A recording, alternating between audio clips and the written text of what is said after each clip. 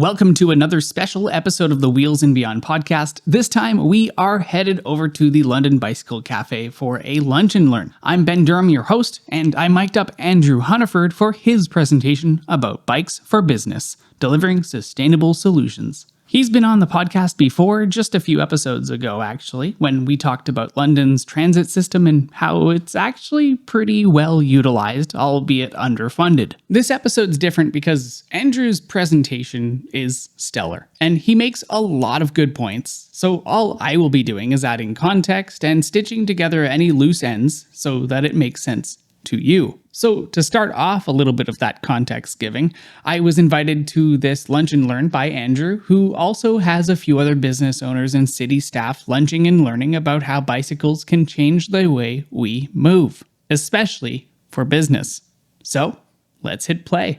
I'm Andrew and I work at the London Bicycle Café. And yeah, we are going to try and paint a broad tapestry or illustrate a whole bunch of different solutions with one brush, and it is the bicycle. But I'm pretty convinced that the bicycle can change the world and revolutionize business and do all of these things, right? Because transportation is so interconnected into everything that we do as people and as a business, right? And it's so interconnected. I think a lot of people overlook just the cost associated with it, the effort that goes into providing for and accommodating our own transportation in and around the city, and especially as a business that scales up. Transportation of goods, the goods themselves, either before they're finished or after they're finished and they're going out, is a massive cost associated with operating business. And it's not the interesting aspect of operating a business or going about our lives. So we just kind of ignore the mundane 30 to 40% of all of our money and resources goes into moving us around at any given time, kind of thing. So what I hope to talk about is how bicycles are the innovative application of archaic technology, right? So it's a thing that we already have, and we know that it works. So it's kind of archaic, and then it's been around for 200 years kind of thing. But we got a bunch of problems, but we haven't necessarily applied this piece of technology to those problems to the extent that we've given it an opportunity to kind of take hold, like we have with some of the other ideas. And the other ideas are mostly cars. We had one other idea, it was cars. But we went full bore with that one. We were like, everybody gets a car. Oprah was giving out cars. Cities were giving out cars. Everybody got a road to their house and a driveway and all of these things. They didn't ask for them. They cost billions of dollars kind of thing. But if you'd like a bike lane, you got to form a group and you got to put about a decade's worth of effort into justifying its existence before somebody then immediately moves to have it removed and swept from the earth. But now, I don't have everyone mic'd up, so here's an example of when I'll chime in and keep you in the loop as to what people are saying if they don't decide to pick up the microphone. Don't forget that everyone who wants to get around in their car is absolutely entitled to get in that car, go to their one destination, park right out front there, get out and walk straight into their destination. Every single day, no matter what. I'm assuming the speaker is being very satirical here because he knows the crowd in which he is in and who he's talking to.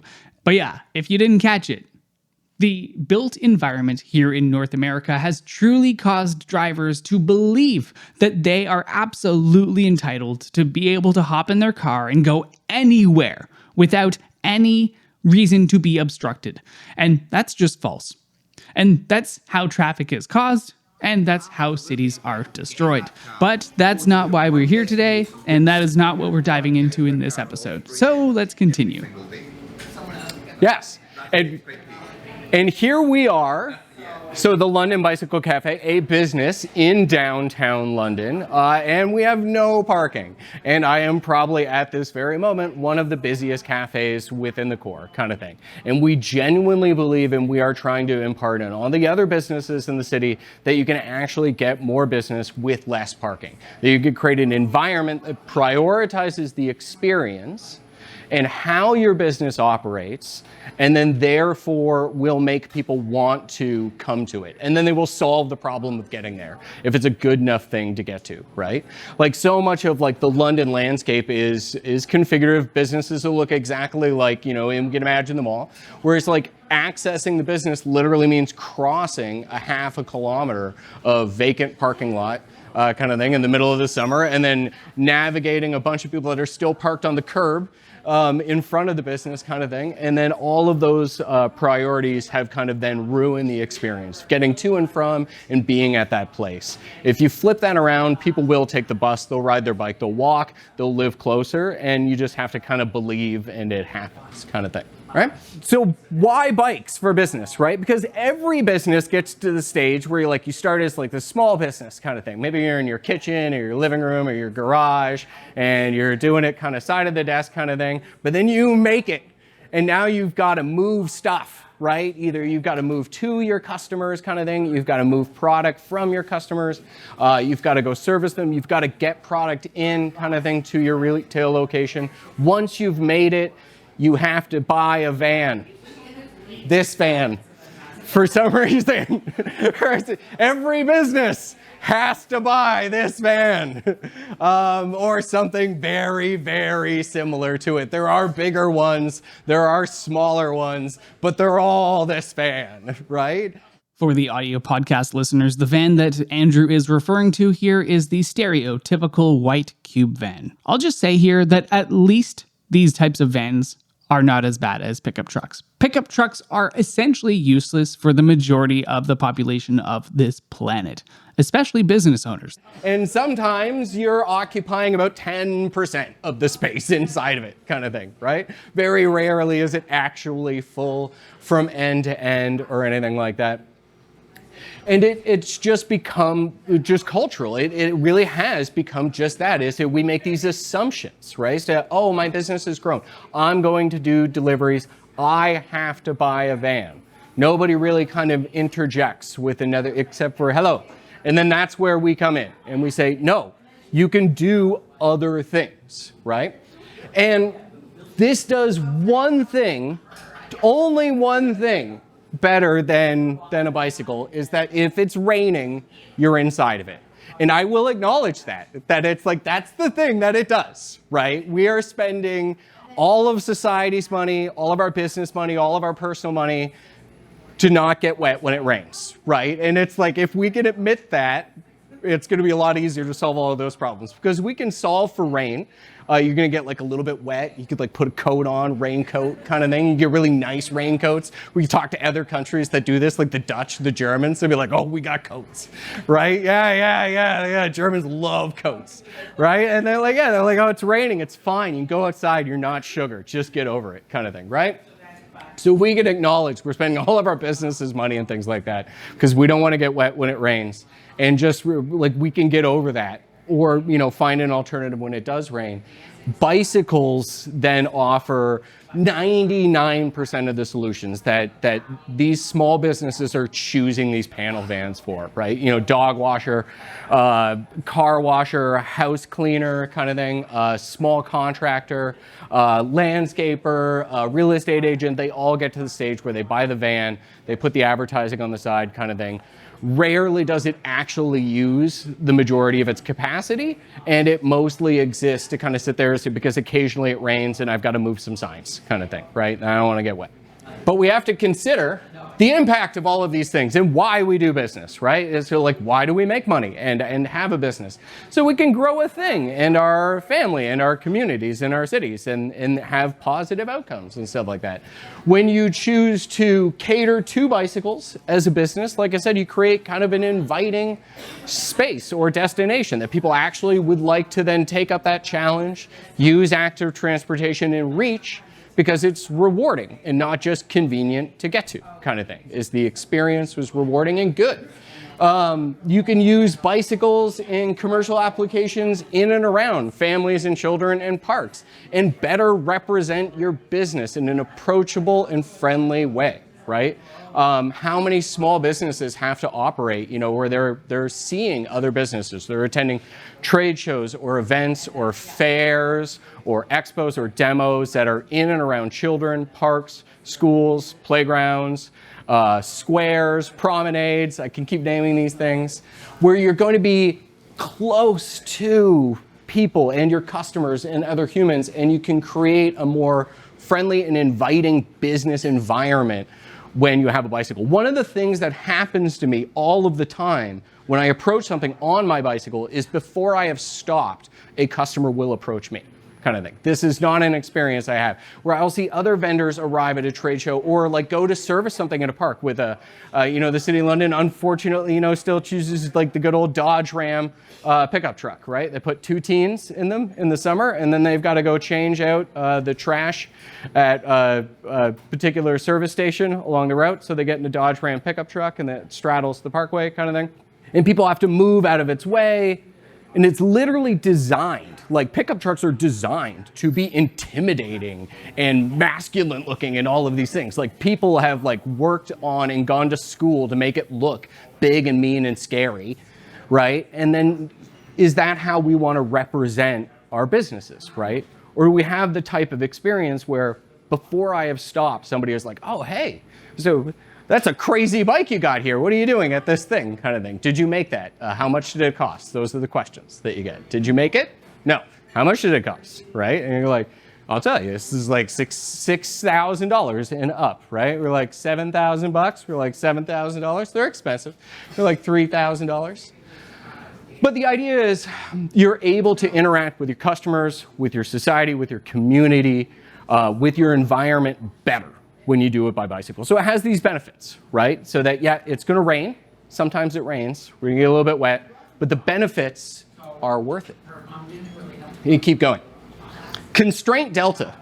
So before owning a bicycle store and working here, I was a business analyst and a product manager, and I'm obsessed with the idea of the iron triangle that governs all businesses, right? So if we're a business and we have to grow and we have to change, you always have to go through the constraint delta, right, to get to the future. You have your current state, here I am, I want to be over there. Well, in order to get over there, I am going to have to make it through the hole that is defined by cost, quality, and my time, kind of thing, right? If I want something to be of high quality, it's going to cost me either more time or a lot more money, right? You have to manage these 3 things all of the time to accomplish anything.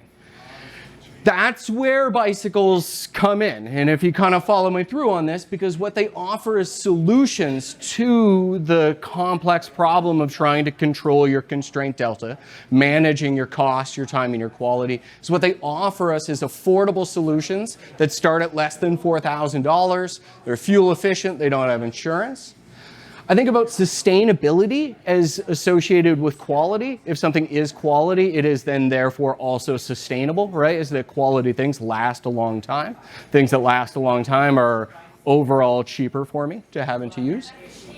Bicycles are sustainable with less maintenance, lower carbon, smaller footprint, and less material and complexity overall. And they're efficient. So your use of a bicycle for a business is way more consistent in an open environment or in an urban environment. It's consistent.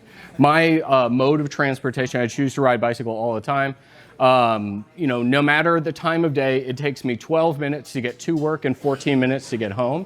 Whether there's a lot of traffic or bad weather or something in the way or construction, the mode of transportation of bicycles might be longer depending on the setup, but it's the most consistent thing that you can kind of choose because rarely does anything impede the movement of a bicycle.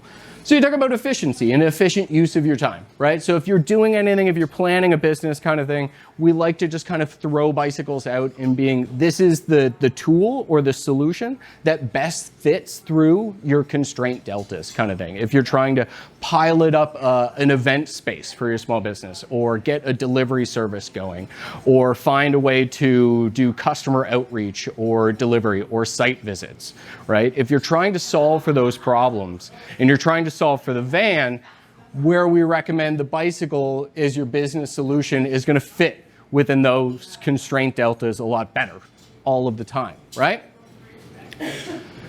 Why? Vehicles are insanely expensive. It's like a CAA car cost calculator is a fun exercise you can all do with your telephone. If you go there, you put into what your car is, and it will tell you what it costs per year. And people are oblivious to the fact that their cars cost them anywhere between $10,000 to $20,000 a year for like an average car. Like, no, we're not fancy. Like the average price of a new vehicle right now in Ontario is $65,000 kind of thing for like a new vehicle, right? Used vehicle, you're at about $25,000 kind of thing. You're like, that's bananas, right? 7% interest. These are the costs of borrowing associated with my first townhouse condo in London, right? As to how far we've come, right? So if you're operating a business, if you're investing in business solutions, and that's pre-tariff, and it's only going up, right? So if you're building a business and you're trying to build a business that's sustainable and you're incorporating transportation costs now into your business, what we're saying is there is a scary growth curve out there that is the cost associated with operating a vehicle, right? So scary represents risk kind of thing. Sad fact, this is the best traffic is ever going to be, right? So I like to always just share that with people sometimes. They're like, traffic. And I'm like, do you hate traffic? And I'm like, because right now is the best it's ever going to be. It's only ever gotten worse. It's only going to keep getting worse until we do something different. So if you're trying to grow or plan a business kind of thing, don't invest in things that go into that wood chipper of a space. It's only going to eat your time and your money kind of thing. If you're investing in delivery and transportation, in customer outreach, in your business, and you're investing in a van or a vehicle and not a bicycle, you're going to get some high risk and some really negative outcomes with diminishing returns that we've seen. Bicycles are the only space where we're actually seeing infrastructure improve outcomes kind of thing, right? As we build bike lanes, the experience of using a bicycle has gotten better. We haven't hit the induced demand kind of phenomenon of bikes. We have not yet achieved, we're nowhere near, there's lots of bikes we can throw into the space before it becomes unenjoyable. Right? And I look forward to trying to solve that problem of like, there's just too many bikes out here, right? The Dutch, the Netherlands, that's kind of a thing when you get over there, right? It's like there is now a cultural phenomenon of people who are like, oh, these bikes, right? They're like, they're everywhere, right? Which we can solve those problems. But in the meantime, that's kind of what we're investing in. So here's my use case kind of thing, right? So what I talk about is like being a business analyst and trying to solve for growth and scale and transportation costs, right? And this is why we keep trying to push bikes, right? At this point, even I was somewhat floored by the costs on screen. For a seemingly cheap 2016 Dodge Grand Caravan, which isn't even that crazy of a work van at all. Over $17,000 per year? What? If you're listening to this episode, this slide is potentially worth taking a moment and checking out the video version of this podcast for. It was pretty intense. There's not many slides to Andrew's presentation deck, but this one was just like, wow. Wow, wow, wow, wow, wow. You know, a lot of people don't realize that, almost 70% of projects that businesses undertake fail to a varying degree, right? They either fail like a little bit in that like it didn't quite meet our expectations, but we're still okay, and it wasn't quite what we hoped for, and man, it sure did. It cost a lot more money than I thought, but like whatever, we're still here. Or like our projects do fail to an extent that they take their whole company down with them, kind of thing. But being a small business, undertaking growth and opportunities is also just constant failure, right? Is we as a business, me as a business person, have failed so many times, right? And just fortunately enough, none of those have managed to take down the entire operation, right? But you're always calculating your risk, and then you're taking those risks, and you roll the dice, and you see what happens. Motor vehicles and transportation business represent one of the biggest risks that it will ever take at one of its most critical phases. And this is where we're trying to get bikes into that growth space kind of thing. So for example, right, say I deliver coffee, right? So I have a coffee roasted product kind of thing, and I'm gonna start delivering coffee to expand upon my business. But I'm gonna buy a Dodge Grand Caravan to do it. Not even a nice one, a 2016 Dodge Grand Caravan kind of thing. It's gonna cost me about $17,000 a year on the low estimate to operate it as kind of a business kind of thing. Let's say my average order for coffee is $45. And I know that I've already got about by the time I paid all my bills and everything, I'm making about 10% profit on an order. So these are the variables I already know already kind of thing. It's like, how many orders do I now have to sell just to cover the cost of trying to scale up and do delivery vehicle without now losing money kind of thing. And it's like you have to manage to come up with $173,000 in additional sales in order to just be able to pay for the van kind of thing, right? And then this is where so many small business owners then have this Beaker moment. By the way, when he's saying a Beaker moment, Andrew is referring to Beaker the Muppet, who's often used in memes. The incomprehensible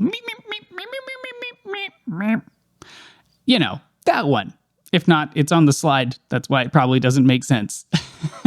Visually, it would make sense. And then this is where so many small business owners then have this Beaker moment kind of thing, right? Where they realize that like, oh my God, that's a lot of money. Other money has to come from somewhere else in the business to pay for it. It's got to come all the way up to here just to hit zero. And then before we're able to grow on that. And it prevents people from making decisions or taking risks or attempting to do business or outreach or delivery or go to events. And that's where we come in with a bicycle. It's what it does feel like to own a business. It's like it is the Beaker experience of like, oh, we did the thing. Fire. It's great. Okay. So our winning use cases, so things that I wanted to talk to you about really specifically kind of thing, and then just highlight some of what the bikes can do and what you can do with bikes and what some of your next steps would be. All right. Exhibitions. So I went to 17 different events as an exhibitor over the course of last year kind of thing. So a couple a month is usually what we're good for. They take place in schools, arenas, pools, parks, concert halls. These are all places that I visited. Inside of the museum, we usually take fairly standard kit. That tent out there, a table like this, various supplies like you have on your table there, right? Cards, handouts, flyers, giveaway items, things of that nature. And then we do it all by bicycle, right? The entire bicycle solution, in order for us to do business outreach kind of thing, probably is less than $10,000 in total capital cost. I have no insurance, I have no fuel costs, and it all fits in behind me right now. It's in this room with us kind of thing. It's not taking up one of the most valuable underlooked aspects of buying a van for your business is where do I put it? It's huge, right? So no parking space or anything like that. So I use a Turn GSD, which is the Get Stuff Done. Can they do it? So Turn GSD is a bicycle platform from Turn. We recommend this at that large end of the spectrum. So it's going to do stuff like this, exhibitions. It's going to handle your large logistics and delivery of goods kind of thing. It will pull really big trailers, things like this. This is Carla, the cargo trailer. So this plus this will move about 900 pounds kind of thing, right? I have about 450 pounds of like gross max cargo capacity on this. I can move 2 children, I can move cargo, I can move the trailer itself. And then importantly, I don't have to park. I don't have to do the awkward vendor dance of like going back and forth through the elevator with all of the other vendors in the exhibition space with our little carts going to get our stuff. I can arrive on site. I can make these things part of my display or my exhibit. And we've seen businesses do that. It builds curiosity and kind of, like I said, is you're signaling your virtues and your values, though, like quite effectively. You're saying is to, oh, look, I have chosen to come here and be in your space and use a bicycle to do that. It's made great economical choice for me as a business. It's good for the ecology and the environment kind of thing. And it creates a more friendly, more approachable atmosphere kind of thing. It's one size fits most, right? So we have things like numbered telescopic seat posts. We like Turn bicycles because if you're talking about a business, you want to share this with staff. You want it to be able to accommodate somebody that's 6'5" or somebody that's 4'10". Turn bikes take that into account. 20-inch wheels make them easy to ride. It's adjustable up here as well, right? So I can hand this off to RC, right? He would be able to adjust this to meet his needs, kind of thing. And then we could go from there. Storage is always a factor, kind of thing. We had talked about that as to like the storage unit or parking space for the company van versus if you had a large closet, you could fit a small fleet of things of this nature in there, kind of thing, right? And that's where we like bikes is scalable. So if you're thinking about trying to build out, like, you know, I like that delivery example of like, you know, I want to do delivery and outreach. I don't know how well it's going to work. I can invest a couple of $1,000s into a bicycle without having to go through a lot of training, licensing, or specialized staffing requirements. I could pilot my idea a lot faster. I could see if it then becomes profitable, and I can take that and put it back into the feedback loop and to the moon. And away you go, right? Stonks all the way. But that's a Turn GSD. That's at the large end of the spectrum. Like I said, we do all of our exhibitioning with it. It allows us to go out to events and meet and interact with customers and bring all of our stuff. It allows us to deliver, pick up bicycles, offer repair. We can get huge quantities of beer with this. And with this, that's fun, moving lots of beer on bicycles.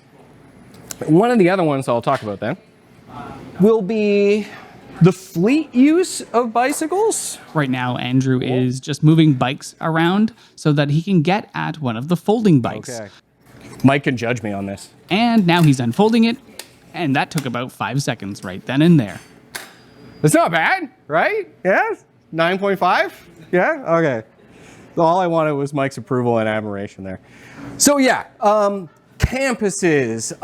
One of the biggest problems that I see in London is like the last mile problem, right? Is we have all kinds of employment that exists in industrial areas that are just outside of the direct reach of transit for some reason, and that the bus goes kind of by it, not all the way in there. No, it'd be too close. You've got to walk 1,500 meters, maybe 2 kilometers, kind of thing, to your particular aluminum manufacturing facility or something of that nature, kind of thing, right? We have employers in that space that have picked up things like this kind of thing to lend out and share amongst their staff. Or a good example of something like this would be a campus or a large employer, right?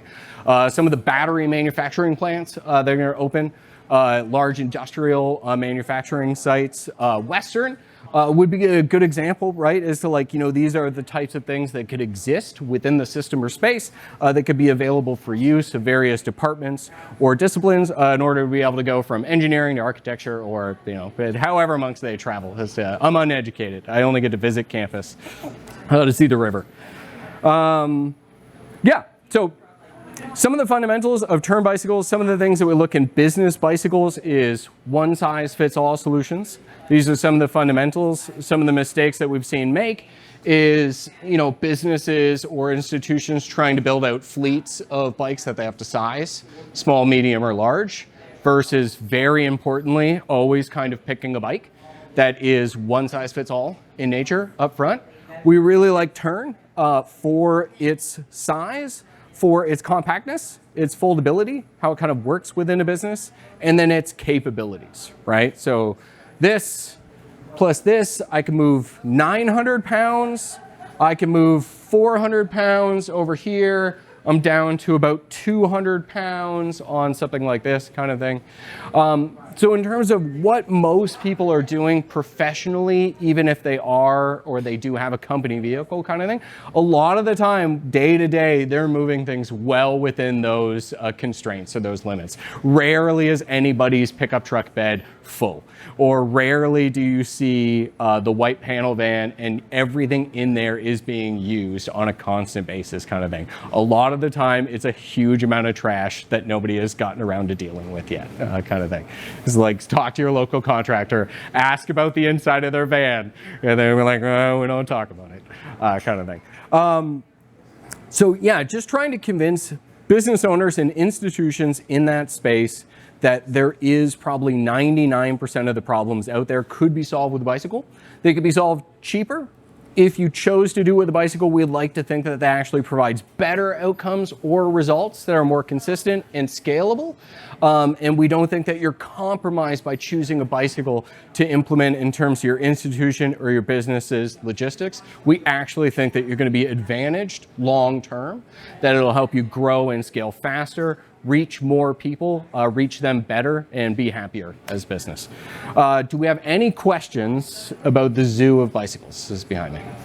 At this point, the questions and answers period begins, and the first question is asked about where a folding bike like the one Andrew has out right now could be stored. Yeah, so something like that, like really is going to be like, like the folding bikes, or even this, right? Like this is a folding bike, right? We're going to go the other way and we're going to fold it. But like something like this is going to fit in something you'd find at Princess Auto, or like a contractor lockbox kind of thing, secure shed or garden facility. So like not necessarily bike specific product kind of thing. But for the home, if you wanted to lock it up, like we do send a lot of people to like tell them to check out, things like Princess Auto, Home Depot. Again, the audience is asking for a more proper, very specific product to lock these bicycles up. Although the real answer is just that, like with any bike, they fit anywhere. For the most part, maybe not the huge cargo bikes. But bikes like this, the little foldable ones, they're meant to kind of come in with you and be stored anywhere, from the back of your car to an apartment to at work in like the locker room. But the bike keep lockers are a purpose-built solution, and they were demonstrated and shown off by RC right before Andrew's presentation, which is this podcast, before it started. If you're interested in watching RC's Bike Keep presentation about the bike lockers and bike locker system, I've put it on my second channel, and we'll put a link to his presentation in the description as well. Like the Vectrons are electric, they're folding, they fit in a small space kind of thing. And then, like you could have a lock-in cloakroom kind of thing to like maintain them. Security or inventory cage. They lock up pretty effectively that way. It's just my question was, is there a thing? And if you're not immediately saying, there's a thing, there must be lots of different ways it happens. Yes. Fair enough, we can think about that. Lots of different things. They do a special box, and there it goes, the carpet box. Well, essentially, like the special, like the answer or the special box is like what RC and what Bike Keep kind of offers, right? Is like the secure bicycle storage lock, and that comes to it like that's definitely become somewhat standardized now in terms of like about how big it is and kind of what it looks like. And there's a couple of different vendors in the space, but that's like, and that's why we saw this as all part of the big picture. It's one of the number one concerns that we have of people not using their bicycles for personal use, or why businesses are reluctant to engage with bicycles. And it is fear related to theft kind of thing, right? Which is real. Like you definitely should be concerned, and there are things that we should be concerned about, and definitely things that we can do. But we also think that that it is mostly just fear, right? That it's not actually, there isn't as much bike theft out there as people think there are, kind of thing, right? There isn't as much crime as folks actually think there are, kind of thing. And with the right solutions, with the right locks and stuff like that, you can be just as secure, if not more secure, especially as a business, if you're choosing something like this as transportation or logistics, if it's stored inside, than anywhere else, kind of thing, right? Any other bike questions? Carla questions? How much can the Blue Turn GSD long-tail cargo bike carry or haul? So on the rear rack, so we can do 450 pounds of cargo capacity. Molly. What about last mile solutions? It's a Brompton. And for a lot of the same thing, right? Infotech was a company that I worked for, right? And we have a Toronto office and we had a London office. And if you went to go visit the Toronto office, they'd give you like a cab voucher, or they'd give you subway fare or something like that to get all the way up Yonge Street from Union, kind of thing. But like I was like, well, can I get a bicycle, right? And they're like, well, no. And I'm like, well, like why not, right? Because like that's ideally what I would want, right? It's like, oh, okay, you know, like TD could be a customer like that, right? It's all kinds of people. Is that the Via Rail is essentially a bunch of financial institutions going between Toronto and here, and then just interchanging employees like Monday through Friday, kind of thing. If you can send somebody on your staff with a bicycle, kind of thing, and that's where it's like, yeah, you're cutting out all of those transitional activities or time. You know, the time it takes you to go find the rental car, kind of thing, after arriving. The time it takes you to go get set up with your transit if you're in a city that you're not from, kind of thing. The time that it takes you to go get your bags and then get to the Uber thing and then get in line with everybody else at the Uber thing. And then now you're just stuck in traffic with everybody else. You are traffic. It is traffic. It's you. But if you take something like this, ding, ding, and away you go, kind of thing. With the Q&A session over, Andrew moves on to talking about the bike lending service for businesses and nonprofits that the London Bicycle Café offers that I didn't know existed. But it does sound awesome and very useful. So London Bicycle Café, if you know of a nonprofit organization or group that is trying to accomplish things logistically in the City of London, good examples of ones that have used it from us. 519 Pursuit, Meals on Wheels, Antler River Rally Cleanup, right? So folks that are doing things in and amongst the river in the area, and they have a need to move stuff or goods or trash, and we want them to do it with a bicycle, we will lend these groups the bicycle for free. So we'll make arrangements. How often do you need it? When do you need it? Here are the other groups that are using it. Great. All you got to do as your group is come by once a month when you're performing your goodwill and nonprofit activity kind of thing, pick it up from us, and then away you go. We want to see it out there kind of thing, solving problems, especially stuff like this and stuff like this, where, yeah, like logistics or customers or people are being reached in and amongst the Thames Valley Parkway. One of the nicest things about living in the City of London, this is kind of strikes to the core of operating better within your environment with the right tool for the job, kind of thing. Getting things like this out to businesses in and along the TVP, to services and amenities along the TVP, and to groups and organizations that are using the parkway in the downtown core. If we can get a bicycle into their hands and show them that they're easy, or that it's easier to do stuff by bike faster and cheaper for their organization. Finally, Allison, who is a City of London staffer, has a few updates, which if you've listened this far into the podcast, this will actually really intrigue you. It's about a bike parking plan for the city, including at-cost bike racks for businesses in London and Smart Commute London, and grant funding. So again, hi everyone, my name is Allison. I work at the City of London with Molly. I wanted to just mention just a couple of things that the city has available in terms of bike parking and secure bike parking and what's coming up. So Molly and I are actually right now working on a bike parking plan for the City of London, small c. So meaning for across London. And this will involve both the city as a corporation and making sure that Londoners have more secure bike parking options. But also it involves you as employers and as workplaces too, because you've got two audiences, as has been mentioned. You've got your customers or children in some cases, and you've got your employees. So how are they getting to and from work, and how can you make it easier for them and give them more options? So the other thing I wanted to mention was we actually have a business bike rack program where we will offer, and it's really meant for smaller businesses, but talk to us. We will offer you a bike rack at cost we've already done the research. We're well versed on a well-designed bike rack. So one that cyclists want to use. It's intuitive to use. It holds up their bike. It's easy to install. All of those sorts of things. So keep in mind, we do have a business bike rack program, and that is now tucked under a new initiative that we launched last spring called Smart Commute London. And I gave you a postcard already. Yeah. So I'm just going to pass these around, and please feel free to take one. Now, I will admit that we've already talked to your colleague. We've talked to some of your colleagues about it, and we'll circle back again.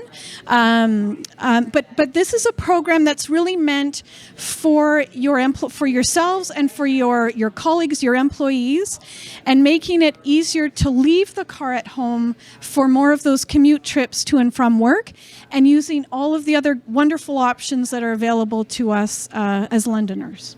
There's also the grants program currently open right now that the city is running, that if you're a nonprofit organization or grassroots organization right now, that you can secure grant funding. And I believe bikes and bike racks are in that when I was reading something. I don't know, but that sounds good. All right. Yeah, I'm putting it out there. There is grant money out there. So yeah, a nonprofit and they want money. You could Google Grassroots Grants London, and then you can book a consultation with the folks, and then they'll sit down and talk to you about how your organization can get grant money or funding, and do that, and then buy bikes with it, and then it's good. Everybody wins. Okay. Any other questions? Thank you very much. Alrighty, so that was the recording, and pulling this all together definitely took longer than I initially thought that it was going to. Isn't that like all projects ever for any industry? It always seems to take more time than you initially think it will. Anyway, I was originally going to edit this together and toss it onto the second channel, but as I was previewing the audio with Natalia, with no context provided to her, so she thought that she was listening to the next episode of the Wheels and Beyond podcast and getting a preview of it. So it got me thinking that I should make it into one because the content is just so dang good. So thank you so much for providing great information, Andrew, and thanks for the invitation to the Lunch and Learn at the London Bicycle Café. I genuinely learned a lot, and now everyone gets a podcast out of it, so thank you again. Now, if you, as the viewer, are looking to support more of these podcasts and video productions on the YouTube channel, this is currently my side gig, and honestly doesn't bring in that much money. I don't have massive amounts of views to sustain the channel, so I'm not able to devote as much time to it as I would like to. So if you have the means and want early access to podcasts and videos and exclusive behind-the-scenes brainstorming sessions, which are actually pretty cool and fun and very elaborate, and they go on for a while, but they cover a lot of the behind the scenes of what's happening, along with full interviews and behind the scenes videos and photos and more, head on over to my Patreon page, search Ben Durham, or the link is in the description, and see how you can support me for just $5 a month and get all of the things that I mentioned. Thanks again for listening. Have a wonderful week, and I will see you in the next one. Bye.